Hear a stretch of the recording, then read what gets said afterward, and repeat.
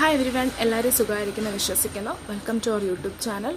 അപ്പോൾ ഇന്നത്തെ വീഡിയോയിൽ ഒരു എഫക്റ്റീവായിട്ടുള്ള ഹെയർ കെയർ ടിപ്പായിട്ടാണ് ഞാൻ എത്തിയിരിക്കുന്നത്.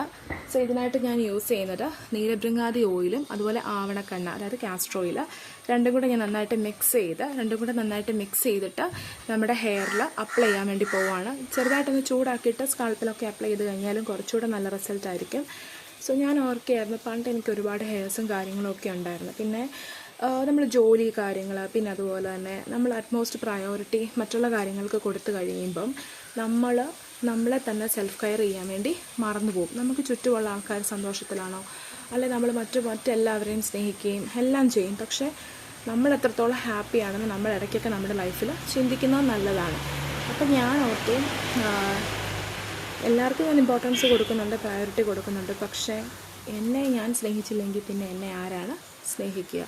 സോ ഒരു സെൽഫ് റിയലൈസേഷൻ വരുമ്പോഴാണല്ലോ നമുക്കിങ്ങനെ സെൽഫ് കെയറിലോട്ടൊക്കെ കൂടുതൽ പോകാൻ വേണ്ടി തോന്നുന്നത്, സ്റ്റാർട്ട് ചെയ്യാൻ വേണ്ടി തുടങ്ങുന്നത്. അപ്പം ഞാൻ ആദ്യം എൻ്റെ മുടിയിലോട്ട് തന്നെ തുടങ്ങി. അപ്പം എൻ്റെ ഒരുപാട് മുടി ഉണ്ടായിരുന്നു പണ്ട്. ആ മുടിയെല്ലാം കുറഞ്ഞു വരാൻ തുടങ്ങി.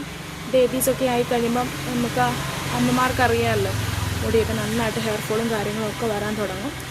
പിന്നെ അത് കഴിഞ്ഞിട്ട് ഞാൻ ഹെയർ ഫോൾ വന്നു കഴിഞ്ഞിട്ട് പിന്നെ ഞാൻ കട്ട് ചെയ്ത് കളഞ്ഞു കുറേ മുടി. കാരണം അടിയിലൊക്കെ വന്നിട്ട് ഇങ്ങനെ നീണ്ട് മാത്രം കിടക്കുക, ഒട്ടും തിക്നെസ് ഒന്നും ഇല്ല. അങ്ങനെ കട്ട് ചെയ്ത് പിന്നെ അത് നീളം വെക്കാൻ ഒട്ടും ഞാനൊക്കെ ശ്രമിക്കാതെയായി. അതായത് ഞാൻ പറഞ്ഞല്ലോ, കെയേഴ്സും കാര്യങ്ങളും പ്രയോറിറ്റിയൊക്കെ മാറുമ്പം നമ്മൾ എന്ത് ചെയ്യും, നമ്മളെ കെയർ ചെയ്യാതെ വരും. പക്ഷെ ഒരിക്കലും അങ്ങനെ പാടില്ല.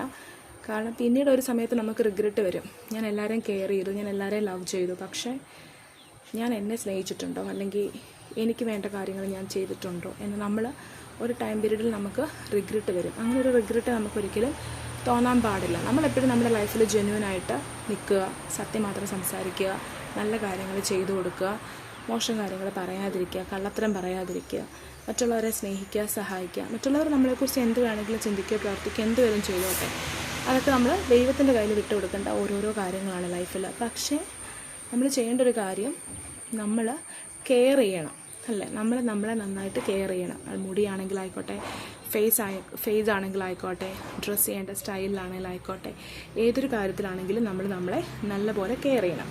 സോ ഞാനൊരു കാര്യം ഹെയർ കെയർ ടിപ്പ് പറഞ്ഞു വന്നപ്പം ജസ്റ്റ് ഓരോ കാര്യങ്ങളൊക്കെ ഇങ്ങനെ പറഞ്ഞു പോയതാണ്. അപ്പം എല്ലാവരും ഇങ്ങനെയുള്ള ടിപ്സും കാര്യങ്ങളും ഒക്കെ ഫോളോ ചെയ്യുക. നമ്മളെ തന്നെ സ്നേഹിക്കാൻ പഠിക്കുക. അപ്പോൾ അത്രയേ ഉള്ളൂ.